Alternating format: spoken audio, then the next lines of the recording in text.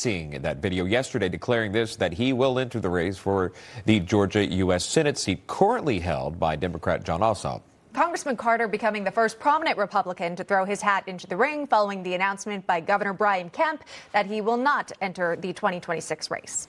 With that, it's our pleasure to welcome in Congressman Carter to National Report for his first Newsmax appearance since announcing his run for the U.S. Senate. Congressman, it is great to see you. Welcome to National Report. Can you tell us what led you to this decision? What led me to the decision and the reason I'm running is that we need a MAGA warrior in the Senate who is going to deliver on President Trump's America First policies and his agenda. Let's face it, Jon Ossoff has not done that. Jon Ossoff is fighting these American First policies and the agenda. What we need is a true conservative, a MAGA warrior who is going to support President Trump and his America First agenda. Who's going to be for you, not a trans warrior who supports having biological men and girls sports and is for they, them. I'm for you. And Jon Ossoff is for they, them. He's not for you. Let's face it, President Trump won the state of Georgia overwhelmingly last November. He deserves someone from Georgia, and Georgians deserve someone who's going to support him in his American First agenda. Jon Ossoff's not going to do that. He's going to fight that. Well, let me jump in, Congressman, if I can, because we're limited with time, and I want to make sure that we get as much with you as we can. Why is now the right time for you? If I remember correctly, back in 2021, you considered a Senate run. You didn't go through with it. Why is now the right time for you? Now's the right time because obviously our governor, Brian Kemp, a good friend and a great candidate, decided not to run. And we've got to have someone who can win. We've got to have someone who can take Jon Ossoff out. And I'm the one who can do that. I will tell you, this is not going to be easy. He's got a lot of money. He's got a lot of support nationwide. That's why we've got to have the strongest candidate. We need to coalesce around one candidate and make sure that we put our best candidate forward.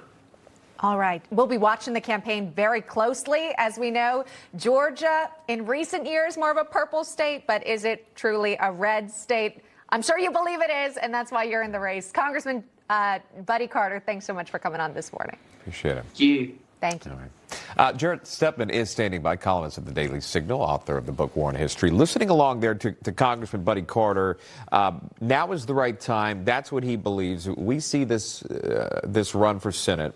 One of the things that stood out is he knows the difference between a man and a woman, and that was something in his campaign video, which you would never think would have to be said again. And we say this a lot, but that is something that appears to be something, a political point that he believes he'll win on. Yeah, and I think it's something that animates the political right. I think it animated the forces that came to be to lead Trump into office. You have a Democrat Party that is entirely against this. There was a bill about men and women's sports that came up in Congress. All Democrats voted against it. So I think what he's saying is he's going to be aggressive and confrontational on these cultural issues that were part of the MAGA movement. And that's what Republicans want right now. It supports the agenda of President Donald Trump. And this is the winning message in a state like Georgia that, as you said, it has been more purple recently, has leaned to the right, leaned red. And he wants to continue that momentum. Brian Kemp seems to be a pretty popular governor, and he's not running for this Senate seat. So what does that tell you about the direction of Republicans in the state of Georgia, who currently are represented by 2 Democrats in the Senate? Yeah, I think it's about essentially the party going more in Trump's direction. I mean, Kemp has, I think, had some tussles with Trump in the past. Congress, of course, is in a huge debate over reconciliation, trying to get these bills through. And I think that the Trump administration wants a Congress and Republicans who are more maybe aboard his agenda. And I think that's what this represents. And I think the Georgia Republican Party is also going to be going that direction. Well, we appreciate that, Jarrett Stepman, again.